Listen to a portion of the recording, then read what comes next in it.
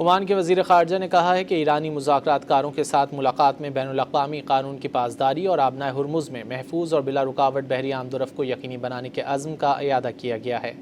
Omani वज़ीर ख़ारजा ने social media platform x पर जारी बयान में कहा कि फ़रीक़ैन ने ख़ित्ते में इस्तेहकाम, बैनुल-अक़वामी क़वानीन के एहतराम और अहम बहरी गुज़रगाहों में जहाज़ रानी की आज़ादी बरकरार रखने की अहमियत पर ज़ोर दिया। उन्होंने कहा कि आबनाए हुर्मुज़ में महफूज और टोल फ्री गुज़रगाह आलमी तिजारत और तवानाई की तरसील के लिए इंतहाई अहम है, जिसके तहफ़्फ़ुज़ के लिए मुश्तरका कोशिशें जारी रहेंगी। ओमान के वज़ीर ख़ारजा ने कहा है कि ईरानी मुज़ाकरात कारों के साथ मुलाकात में बैनुल-अक़वामी क़ानून की पासदारी और आबनाए हुर्मुज़ में महफूज और बिला रुकावट बहरी आमदोरफ़्त को यकीनी बनाने के अज़्म का इयादा किया गया है।